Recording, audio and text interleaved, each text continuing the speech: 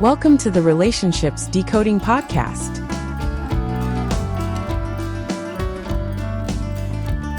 All right, diving right in. Lately, we've been getting some really interesting stuff from you guys, all about those complex relationships we find ourselves in. And today, we're going to try to unpack some of the behaviors, those little things that maybe don't seem like a big deal at first, but over time, well, they can really take a toll, can't they? You hit the nail on the head. We're calling this deep dive emotional manipulation. Specifically, we're looking at what your sources call PUA tactics. Now, when most people hear PUA, they think, oh, dating, right. But your sources, they take it a step further. It's not just dating. It's about how anyone close to you, a partner, a friend, even family, can chip away at your confidence, at your independence. It's a slow burn, not a sudden explosion. And that's what makes it so sneaky. Exactly. You're all about getting to the heart of things quickly. And that's exactly what we're going to do today. We've gone through the material and we're ready to share those big aha moments. You'll walk away feeling clear, not overwhelmed. That's the goal. So what we're really aiming for is to help you recognize the warning signs of this type of emotional manipulation and really understand how it works. Okay, so your sources talk about PUA in the context of intimate relationships, right? Can you expand on that a bit? How might these PUA tactics show up in our day-to-day interactions? Right, that's a great place to start. I mean, how do we even know if it's happening? Well, one thing your sources point out is it's not always this blatant, aggressive thing from the start. Often it starts with building trust, maybe even showering you with affection. Then, bit by bit, they start to undermine your self-esteem, your ability to make your own decisions. The end game, as your sources put it, is to gain complete control over your emotions and your thoughts. And it's even more messed up when it's someone who's supposed to love and support you. It's a real violation of trust. Absolutely. It hits differently when it's someone you care about. So let's talk about those early warning signs. What are some things that should make us go, something's not right here? You've pulled some great practical examples from your sources. Okay, so one of the first red flags your sources highlight is this controlling behavior. But it's disguised as caring. Like, imagine your partner or friend always telling you what to wear, who to hang out with, or how to manage your time, and their justification. It's always for your own good. And if you dare to disagree, well, then come the guilt trips. If you really loved me, you'd trust me. But underneath all that concern is a need to control you. Yeah, for your own good. That can be so tricky, can't it? It sounds caring, but if it's constantly used to shut down your own wants and needs, that's a big red flag. Right. And that leads into another tactic your sources talk about. Yeah. Planting seeds of self-doubt. They want you to second-guess yourself, lose confidence in your judgment. And how does that usually play out? Like, what does that actually look like in a relationship? It's gradual. That's the dangerous part. Little criticisms here and there, negative comments disguised as jokes. Over time, you start to internalize those messages. You start to question your own instincts, your abilities, even your worth. The source material says you might start to feel like you're always in the wrong. You basically lose faith in yourself. It's like they're slowly hollowing you out from the inside. And that seems to tie in with the next point from your sources. Too much criticism, not enough encouragement. It's like they're hyper-focused on your flaws and never acknowledge your strengths. Exactly. Your sources really emphasize this imbalance. You try your best, but it's never good enough. They always find something to criticize. It makes you afraid to express yourself, to share your dreams, because you just know they'll find something wrong with it. It stifles you. You're walking on eggshells all the time. The sources also mention these wild mood swings and unpredictable reactions. Talk about throwing you off balance. Yeah. Talk about whiplash. One minute everything's fine, the next they're blowing up over something tiny, and then, get this, they might just brush it off later like it was nothing. Like you're the one overreacting. It can really mess with your head, make you doubt your own feelings. It's like they're constantly moving the goalposts so you never know what to expect. It's like they're gaslighting you, making you question your own reality. And speaking of control, another tactic is imposing their rules and expectations on you. My way or the highway kind of thing. You got it. It's all about them, their way of doing things, their standards. You step out of line, you get punished, you get criticized. The message is clear. I'm right, you're wrong. And little by little, it wears down your ability to think for yourself. They become the authority. And your own preferences, they don't matter anymore. And then there's good old blame shifting. It's never their fault, is it? You're always the one to blame. Right, it's classic. Right. They can't take responsibility, so they make you the scapegoat. They're the victim, you're the problem. Your sources say they'll often paint themselves as completely innocent, leaving you feeling like the burden of the entire relationship rests solely on your shoulders. And, that's not how healthy relationships work. It's a masterclass in avoiding self-reflection. One last tactic we need to discuss is isolating you from your friends and family. This one's particularly messed up because it cuts you off from your support system. Yeah, and this one can be subtle or super obvious. They might badmouth your loved ones, stir up drama, or just demand so much of your time and attention that you have nothing left for anyone else. And as you become more isolated, you become more dependent on them, which is exactly what they want. It's like they're cutting all your lifelines. So we've laid out a pretty clear and honestly kind of terrifying picture of how these tactics work. And your sources make this really important connection between emotional PUA and this broader psychological concept of coercive control. Could you break that down for us a little? Sure. So think of it this way. Emotional PUA, it's one piece of a bigger puzzle. That puzzle is coercive control. Basically, this is a pattern of behavior. It's used to dominate and control someone through psychological and emotional abuse. It's not just a one-off thing. It's ongoing. It's a system. So it's not just about individual instances, it's about a whole pattern of abuse. And your source material mentions some other tactics that fall under this coercive control umbrella. Absolutely. So we're talking about verbal abuse, constantly putting you down, chipping away at your self-worth. Then there's gaslighting, which is making you doubt your own memories, perceptions, even your sanity. We touched on isolation earlier. Another one is threats and punishments. Maybe they control the finances, or they threaten you with consequences if you don't do what they want. And of course, those unpredictable mood swings we talked about, they're a huge part of coercive control, too. It keeps you in a constant state of anxiety and fear. And something that your sources emphasize is how sneaky emotional manipulation can be. It's not always these big dramatic fights we see in movies. Right. It can be really subtle, really hard to spot.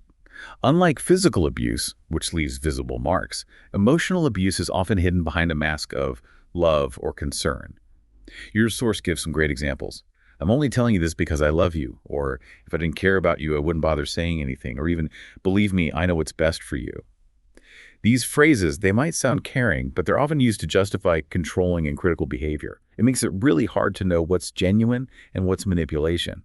And that confusion, that's what keeps people trapped. It's like they're twisting love and concern into weapons. And your sources outline 3 phases of this type of manipulation. I think understanding these stages can really help people see what's happening. Definitely. So the first stage is called idealization. This is where the manipulator goes all out to win you over. They shower you with affection, attention, compliments. It's like they're putting you on a pedestal. You feel special, cherished, like you've met the perfect partner, friend, or family member. It can feel intense, almost too good to be true. And often, it is. It's that classic love bombing, creating this super intense connection right off the bat. And then what? Well, then comes the devaluation stage. This is when the subtle undermining begins. They'll start with little criticisms, maybe framed as jokes or helpful advice. But the key here is they mix the bad with the good. They'll criticize you, then shower you with affection again. This back and forth keeps you hooked, keeps you hoping they'll go back to being that perfect person from the beginning. It's a cycle that erodes your confidence and keeps you confused and off balance. So you get worn down, but then they build you back up just enough to keep you hanging on. And what about the final stage? The final stage is all about control. By this point, they've chipped away at your self-esteem and independence. They've gotten inside your head and replaced your own judgment with theirs. You start to rely on them for everything, even simple decisions. You don't trust your own instincts anymore. You're completely dependent on them. Okay, so that's a pretty bleak picture, but the source doesn't leave us hanging. They offer some really concrete advice on how to break free from this kind of emotional manipulation and take back control of your life. What are some of the key takeaways? The first step, your source says, is to focus on self-love and inner strength. Ask yourself, is this relationship actually good for me? Does it make me feel better or worse? Healthy relationships should lift you up, not tear you down. You need to prioritize your own well-being. That's such an important question to ask in any relationship. What else can we do to reclaim our power? Setting boundaries and enforcing them is huge. Your source stresses the importance of knowing your values and limits. Even in close relationships, you have the right to be respected. If someone keeps crossing those lines, it shows they don't respect you. Boundaries, they're not about building walls, they're about creating healthy lines of respect. And it's not just about setting them, it's about holding firm and actually enforcing them, right? What else does your source recommend? They talk about having a zero-tolerance policy for psychological abuse. You can't make excuses for manipulative behavior. It's dangerous to keep hoping they'll change. That hope can keep you trapped in the cycle. Accepting that it is abuse, that it's not okay, that's a big step toward freedom. That hope can be so powerful, but in these situations, it can really work against you. What about getting a fresh perspective on the relationship? The source suggests taking a step back and objectively evaluating the relationship. Look, all relationships have their ups and downs, but if you constantly feel drained, powerless, like you're losing yourself, that's a sign that something's really wrong. Talking to a therapist or a trusted friend can help you see things more clearly. Sometimes you need that outside perspective to really get it. Sometimes you just can't see the forest for the trees when you're in the thick of it. And finally, in terms of breaking free, your source emphasizes awareness and critical thinking. What does that look like in this context? It's about a few things. First, understanding yourself, your own attachment style, how you react emotionally, that helps you see your vulnerabilities. Second, getting other perspectives. Ask yourself, what would my best friend say about this? How would they see this situation? And lastly, don't be afraid to seek outside opinions. It can help you break free from that cycle of self-doubt and the manipulator's twisted narrative. You need to reclaim your ability to trust your own judgment. So those are crucial steps for escaping a manipulative situation. But your source also talks about building resilience, about how to protect yourself from this kind of manipulation in the first place. You got it. Resilience is about building up your inner strength. The source suggests learning to stay calm and grounded when you sense someone's trying to manipulate you. Don't let them control your emotions. You have the power to choose how you react. Right, don't let them push your buttons. What else can we do? Being assertive, setting clear boundaries, and actually saying something when you feel uncomfortable. Your feelings matter. Don't be afraid to call them out on their behavior. Naming it, saying, hey, that's manipulation, can be really powerful. And don't underestimate the power of support. Talk to friends, family, a therapist. They can offer a different perspective, validate your feelings, and remind you that you're not alone. And lastly, focus on your own independence. Build up your confidence, nurture your interests, and maintain your own social connections. The more solid your sense of self is, the less vulnerable you'll be to these tactics. So in the end, it all comes back to one fundamental principle, right? What does the source say is at the heart of a healthy relationship? Your source is crystal clear on this. Healthy relationships are built on mutual respect, equality, support, open communication, and emotional safety. It's about two people lifting each other up, not tearing each other down. Both partners should feel empowered and secure. It's about growing together, not one person controlling the other. That's a perfect takeaway. So to recap, we've really dug deep into emotional manipulation. We've looked at how it often operates under the guise of PUA tactics, those subtle but incredibly damaging ways of controlling someone.